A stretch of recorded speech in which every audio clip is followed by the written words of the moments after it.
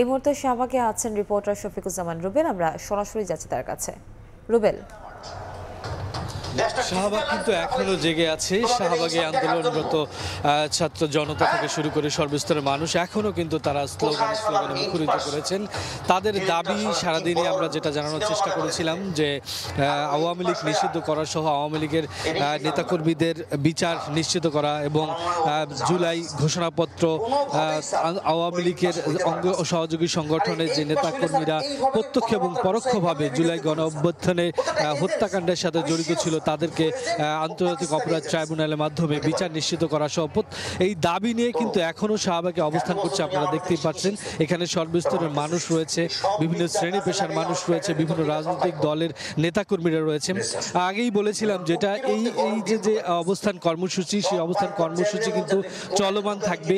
এই অবস্থান কর্মসূচি তখন পর্যন্ত চলবে যতক্ষণ পর্যন্ত না তাদের দাবি মেনে নেওয়া হচ্ছে, বিশেষ করে আওয়ামী লীগকে নিষিদ্ধ ঘোষণা করা না হচ্ছে, আওয়ামী লীগের যেই অপরাধ সেই অপরাধের শাস্তি নিশ্চিত করা না হচ্ছে, ততক্ষণ পর্যন্ত কিন্তু তারা রাজপথে থাকবেন।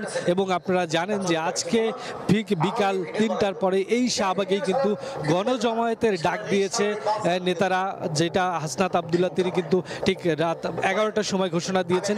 সেই সাথে সাথে সারা দেশের বিভিন্ন গুরুত্বপূর্ণ জায়গায় যেখানে মূলত জুলাই গণ অভ্যুত্থানের স্পিরিট গড়ে উঠেছিল সে সকল জায়গায় কিন্তু এই গণসমাবেশের ডাক দিয়েছেন এবং সেই সমাবেশে সর্বস্তরের মানুষের অংশগ্রহণের আহ্বান জানিয়েছেন। তাদের একটাই দাবি, যেই দল হিসেবে আওয়ামী লীগের প্রতিটি নেতারা প্রত্যক্ষ এবং পরোক্ষভাবে এই গণহত্যার সাথে জড়িত ছিল তাদের প্রত্যেককে বিচারের আওতায় আনতে হবে এবং তাদেরকে অবশ্যই রাজনৈতিক দল হিসেবে নিষিদ্ধ ঘোষণা করতে হবে এবং তখনই মূলত তাদের যেই জুলাই গণ অভ্যুত্থানের যেই আকাঙ্ক্ষা সেই আকাঙ্ক্ষা পূর্ণ হবে।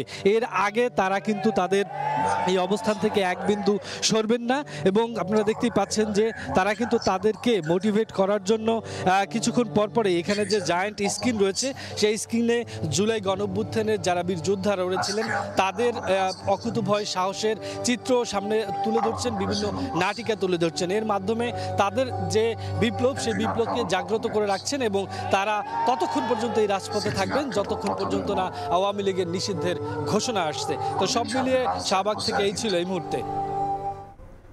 আমরা সরাসরি যুক্ত ছিলাম শাহবাগ থেকে।